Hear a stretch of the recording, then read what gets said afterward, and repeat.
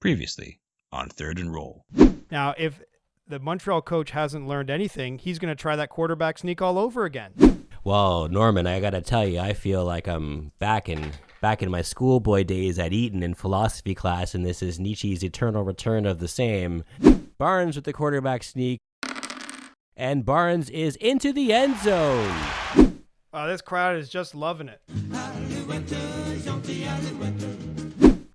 It is an age of Canadian football domination.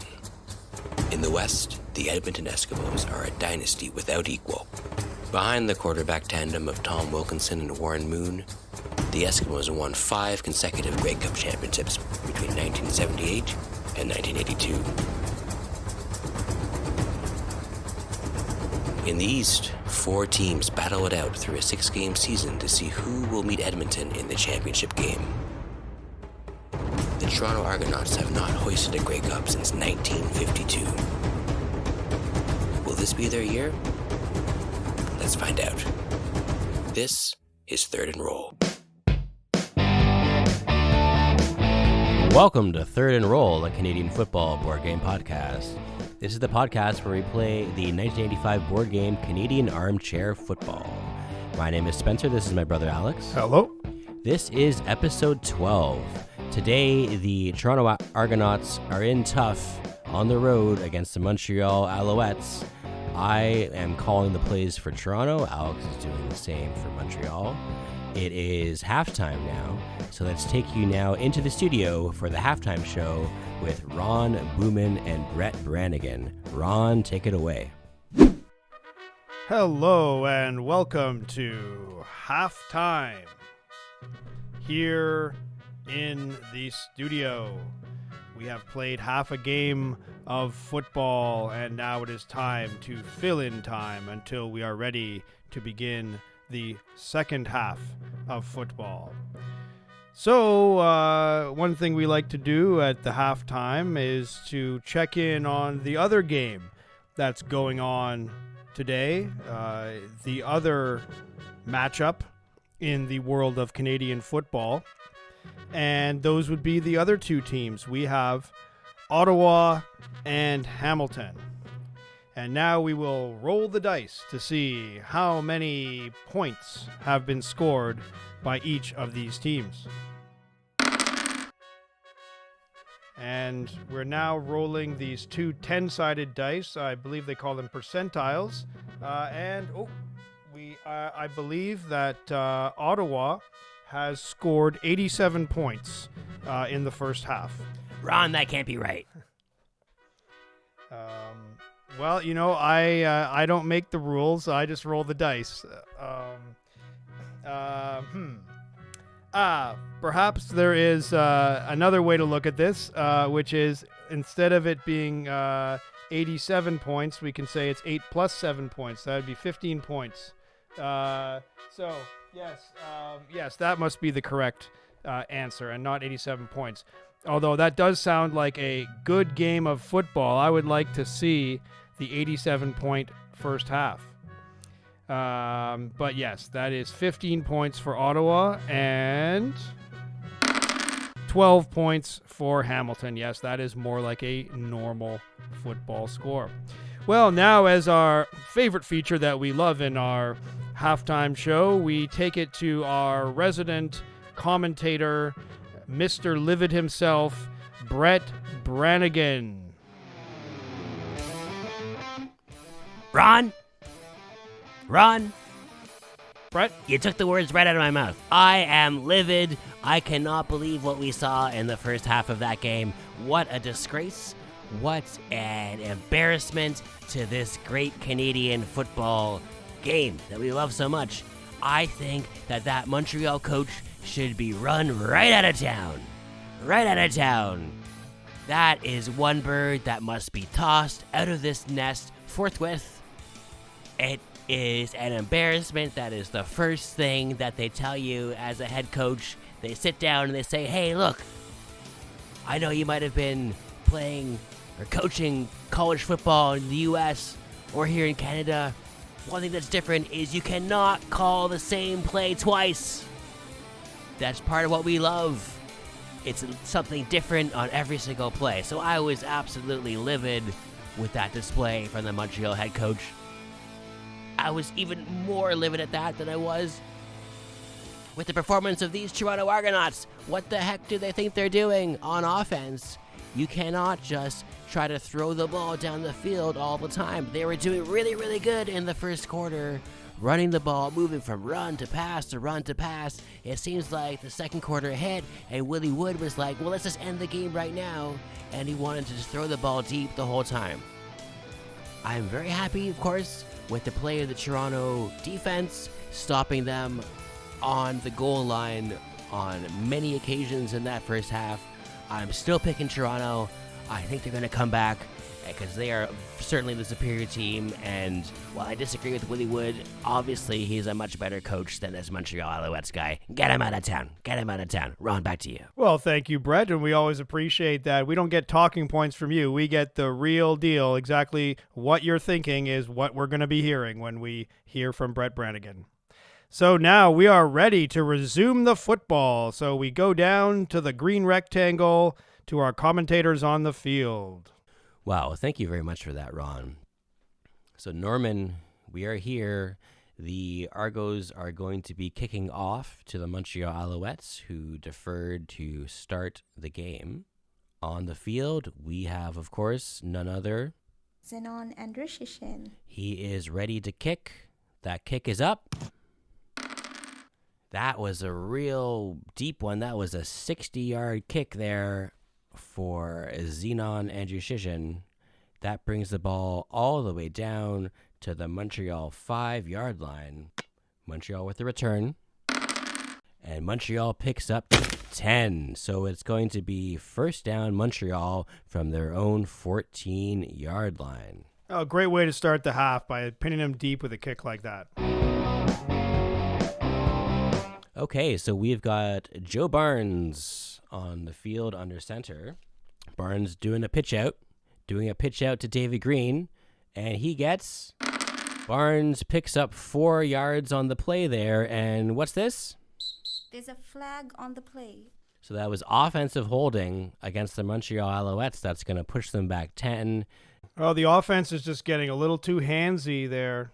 So that is going to be a 1st and 20 back to their own 5-yard line, because any yardage that they gained on that play does not count because it negates the play, and they are back 10 yards. So 1st and 20 from the 5. I just don't like those holding calls. I mean, I know the rules got to be there, but it's just one of the most boring, most frustrating, least fun calls in the whole game of football. I don't give a frack. So what are they going to do now? It's 1st and long. Barnes, no surprise here. He is going for the long pass. Ball is up in the air, and it is incomplete. Incomplete. Preston Young was there on the coverage against Keith Baker. Looks as though Barnes overthrew that ball. It is incomplete.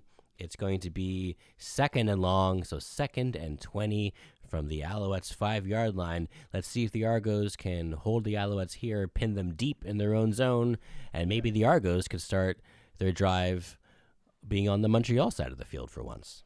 And, you know, the fun thing about this is I love when the offense is this close to their own goal line, because there's always the chance that you could get that special 2-point play that we almost never see. How fun would that be? Barnes keeping it in his own hands. It's a pass from option.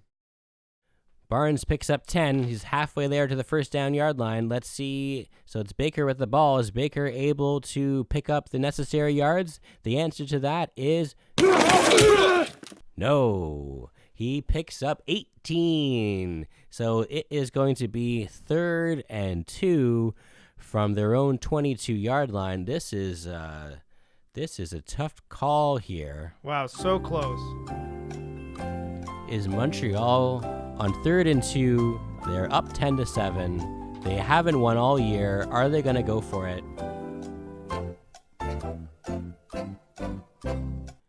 Okay, so Jerry McGrath is strutting onto the field, and that's telling me that no. Well, we really set that up like it was a big call, but by the time we were just starting to wonder about it, the punt team was already taking the field. There was no thought about that at all.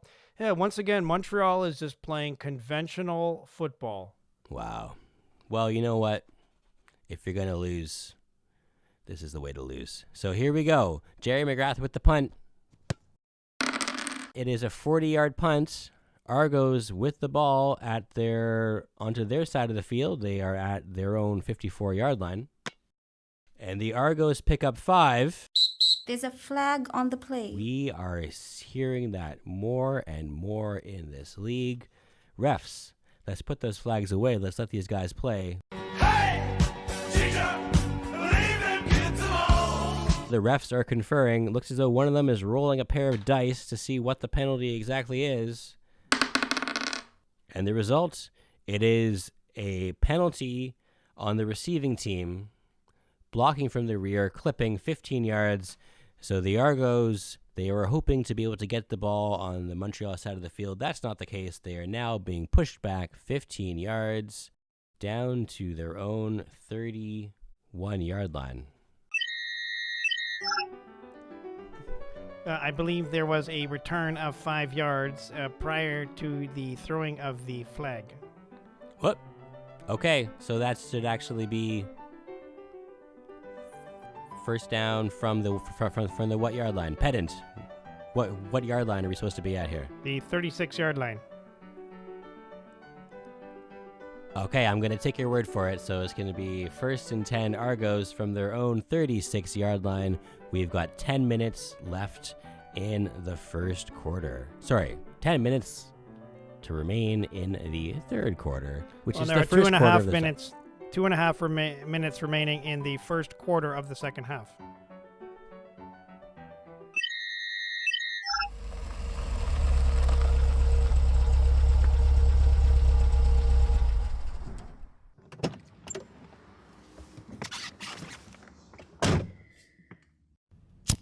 On this rectangle in Olympic Park, the island of Montreal, people have been building for a long time.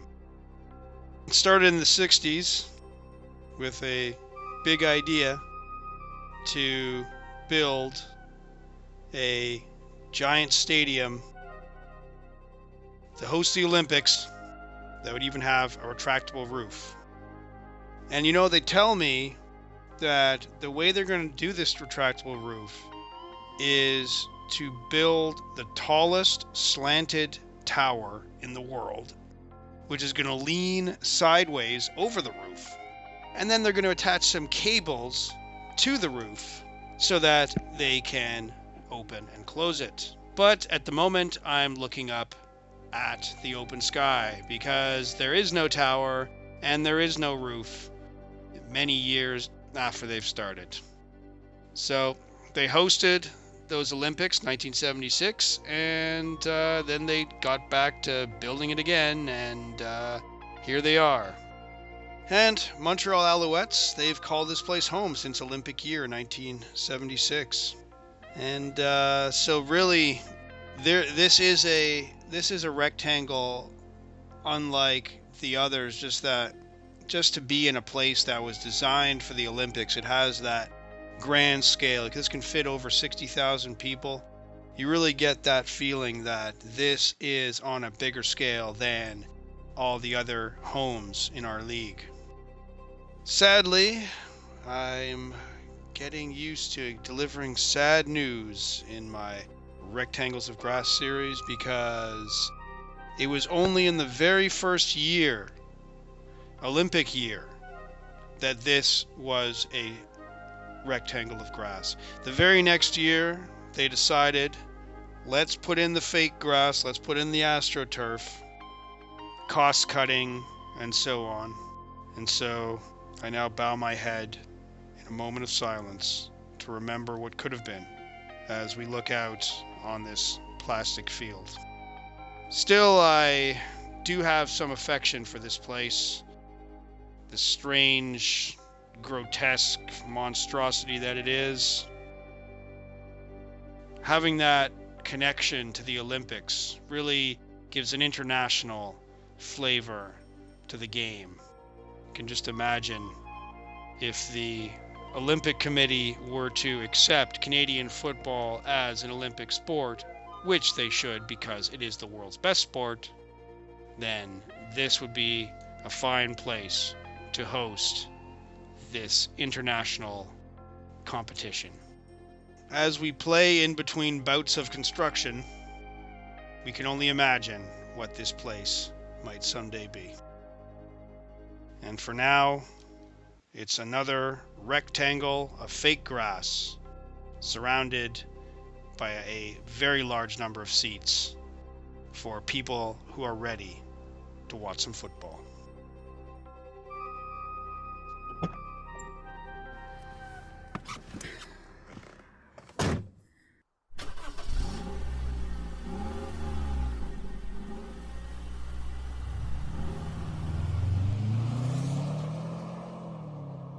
Welcome back, everyone. So we've got Mark Jackson under center, handing it off to Metcalf. Metcalf is going off to the right. Metcalf picks up 10, so that's going to be a First down, Toronto. from their own 46-yard line. Let's see. It's been a long time since the Argos have had a first down. Let's see if they can keep it going here. Jackson going right back to Metcalf, this time going over center. Metcalf picks up 2, so that's going to be a 2nd and 8. Jackson, he's looking to his left. He's looking to his right.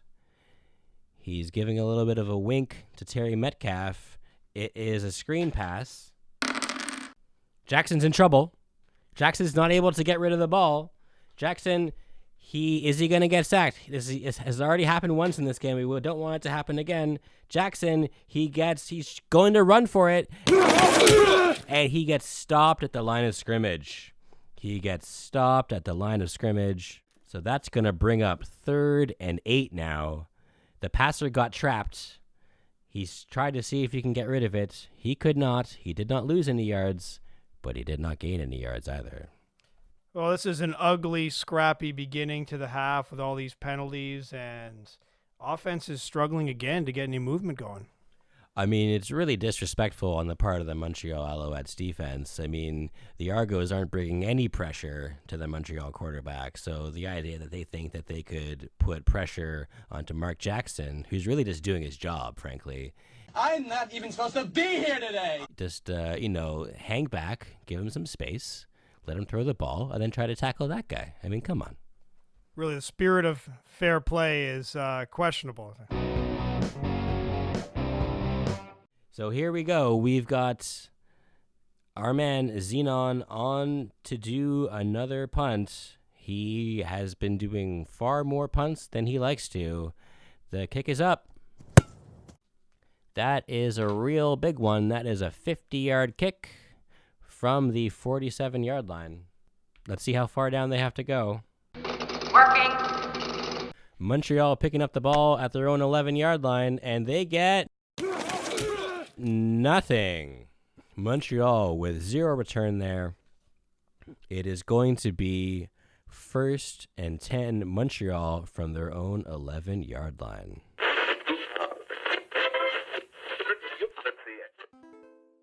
Greetings from the desk of Dr. Footius Ballunicus. The 6th century digest of Roman law, the Corpus Iuris Civilis, contains a fascinating debate on the nature of risk and liability. As mentioned by Ulpian, quoting Mila, if, when people were playing at ball, one of them hit a ball rather hard and knocked it against the hands of a barber, so that a slave who the barber was shaving had his throat cut by reason of the razor being jerked against it. In such a case, whoever of them is negligent is liable under the law. Proculus says the negligence is the barber's, and certainly, if he was shaving at a place where people were accustomed to play, or where there was heavy traffic, some blame must be attributed to him. Though it is well said that if a person entrusts himself to a barber who has his chair in a dangerous place, he has only himself to blame. This debate remains unresolved, but we may take the lesson: do not shave on the sidelines during a football match.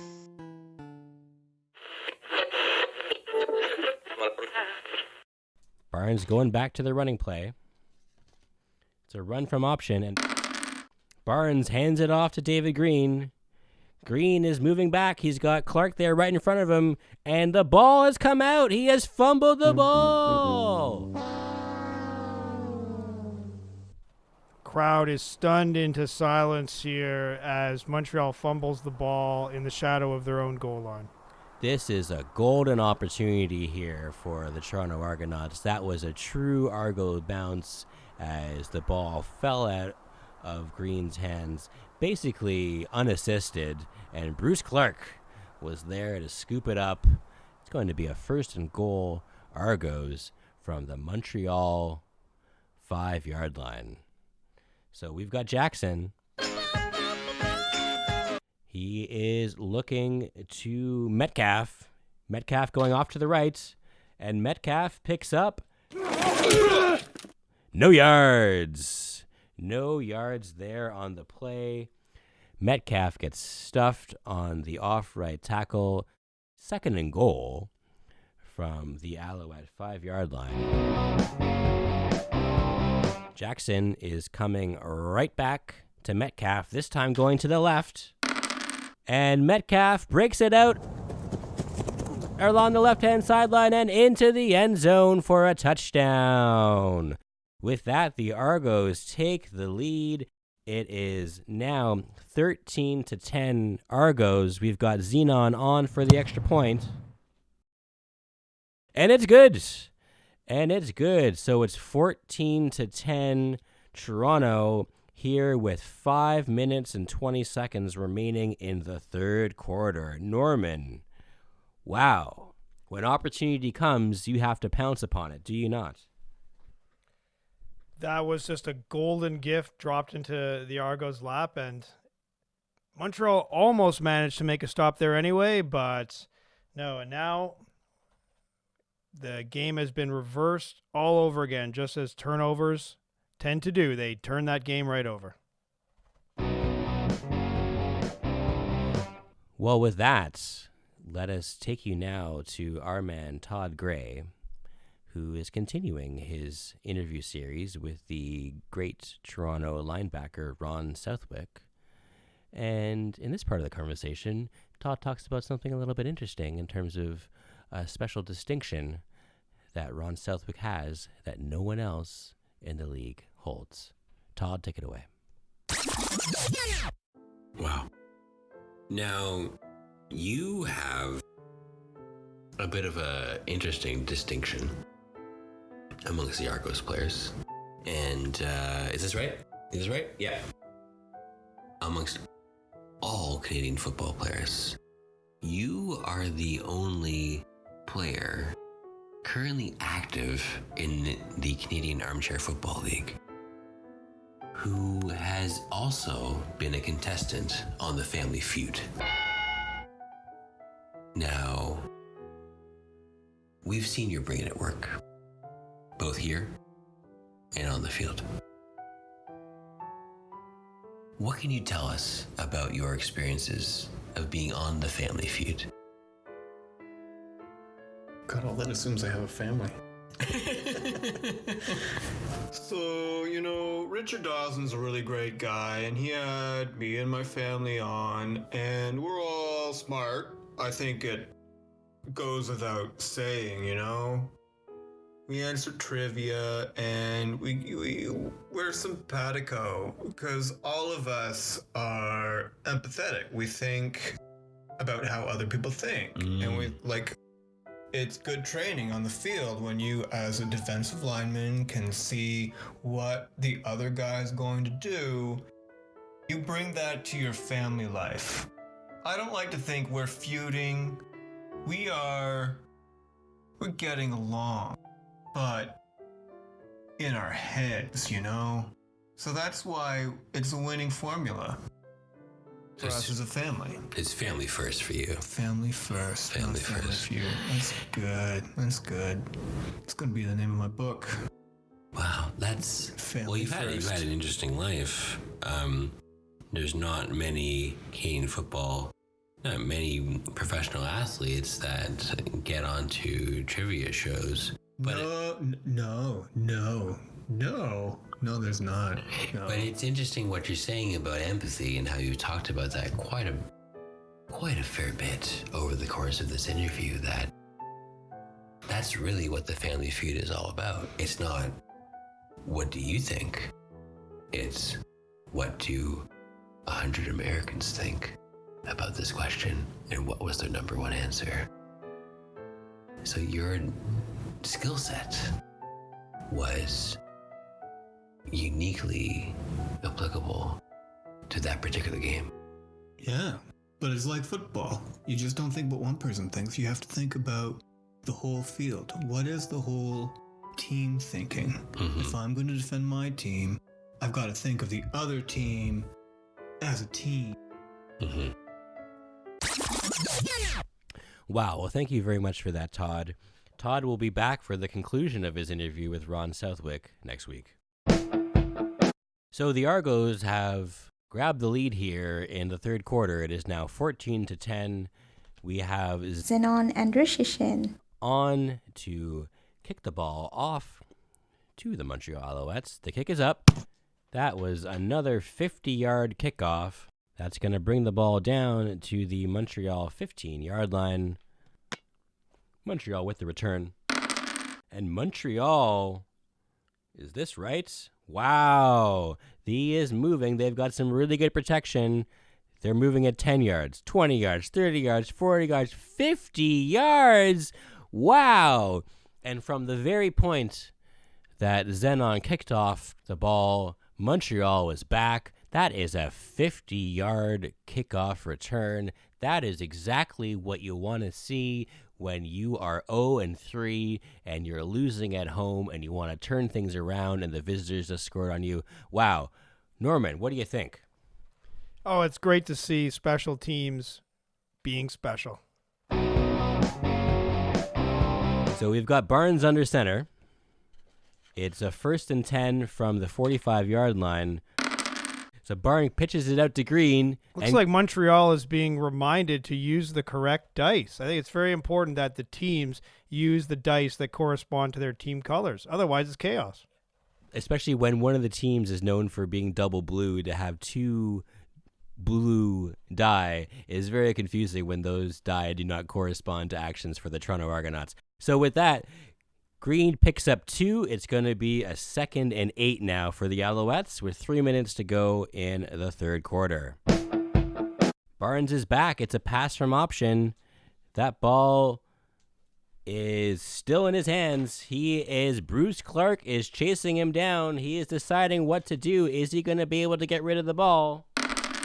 And the answer to that is absolutely not. Bruce Clark comes in and pulls him down. That is Bruce Clark's first sack of the year. Wow, look at that. That was the most decisive sack yet recorded in the Canadian Armchair Football League. 10-yard loss. That quarterback, that is why we call it a sack from plays like that. So just like that, Montreal with a great kickoff return, a short pickup, and then a loss of 10. Linesmen, where are they on the field right now? Working. Montreal will now scrimmage at the 53-yard line. So I believe that is a 3rd and 18. Is that correct? Okay, so what are they going to do? That would be a 62-yard field goal. Are they going to go for it, or are they going to punt? Well, I have to notice that in the rules of Canadian Armchair Football League, the 53-yard line is the absolute farthest yard line from which anyone is allowed to kick a field goal. So even though the thought of kicking a field goal beyond 60 yards is almost entering the realm of science fiction. I mean, at this point in 1980, it's laughable, the idea that anybody could kick a ball from that far away. I guess I understand that's why they don't have it within the rule book, but perhaps sometime in the future, as the athletic sciences develop over time and there's greater training and strength training and conditioning, and we learn more about how to handle the wind currents that can happen at a stadium such as this. But for now, I guess it's not possible. I mean, I'm sure he could try. But so Norman, I see you've been doing some hand gestures back and forth with the Montreal coach. What do you think he's going to do here? So it's 3rd and 18 from... Oh my, what is happening? I see the kicker taking the field. It's a surreal moment here from the very outer limits of possibility. You can do it. You can do it.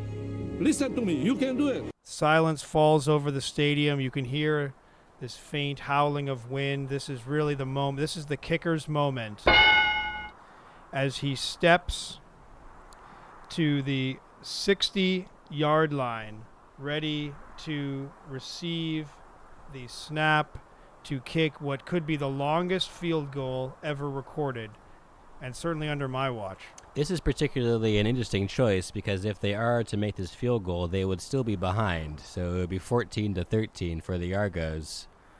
But they are going for it. So, well, I am just breathless in this moment. So we could be experiencing history here. We've got Jerry McGrath, who is standing on his own side of the center line, getting ready to kick what would be a 62-yard field goal. The kick is up. And that kick is short. It is picked up by the Argos at their own 5-yard line. They are returning the ball, and they pick it up another 15, so it is going to be 1st and 10 Argos from their own 20-yard line. It's gone wide to the right, but he got a good distance on it. Wow. I got to hand it to that kicker. He gave it a good effort. Well, you really can't fault them for that. I mean, they were going for it. They were doing the best that they could, but too sad. Too bad, so sad. You know, it was just a little bit short. Perhaps some of that wind. It's we haven't mentioned it, but it's a pretty cool day here in Montreal. But they unfortunately were just not able to get it done there. Norman, any thoughts here? Oh, I have to salute the Montreal Alouettes for taking that shot and giving us a special moment. And so as he was running out the ball there, that is going to be the final play of the third quarter. As we come back, it will be the Argos with the ball at their own 20-yard line with a 4-point lead, looking to see, can they close out these Alouettes on the road? Can they put the birds back in their nests? We shall see. Next time on Third and Roll. Wow, always remember the sight of that Camaro. And he was just laughing at me. You don't do that in Winnipeg.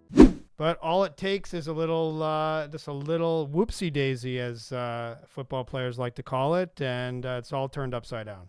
But if they can make this long 5 yards, then they'll be only down by a field goal. Third and Roll is an independent Canadian football board game podcast recorded in Toronto, Ontario in 2019. Today's episode featured the voices of Spencer, Alex, Bryce, and Subi. This works for me. Thanks, Subi. Our cover art is illustrated by Bryce Hall. This episode was edited by Spencer Adams from Toronto. Our theme music is Magic Mountain by Jazzar. Brett Brannigan's theme is The Spellbreaker by Tritachyon. Both songs used through a Creative Commons Attribution License and freemusicarchive.org. Ron Booman's theme is Bach's Mach für Daak, performed by United States Army Old Guard Fife and Drum Corps. The Pedant's theme is Bach's Variato in a Cinq Clave, performed by Kimiko Ishizaka. Todd Gray's interview music is Bach's Aria Variata, Variation No. 3, performed by Brendan Kinsella. That's a lot of Bach. All Bach pieces used are in the public domain. If you'd like to help support the show, you can tell a friend or leave us a 5-star rating on Apple Podcasts or whatever podcatcher you use. Or you can head on over to patreon.com/thirdandroll and become a patron to get exclusive early access to new game episodes and to become a recurring character on the show. If you want to get in touch, you can find us on Twitter @thirdandroll or send an email to thirdandroll@gmail.com. New episodes every Wednesday. Thanks for listening, and we'll see you next time on Third and Roll.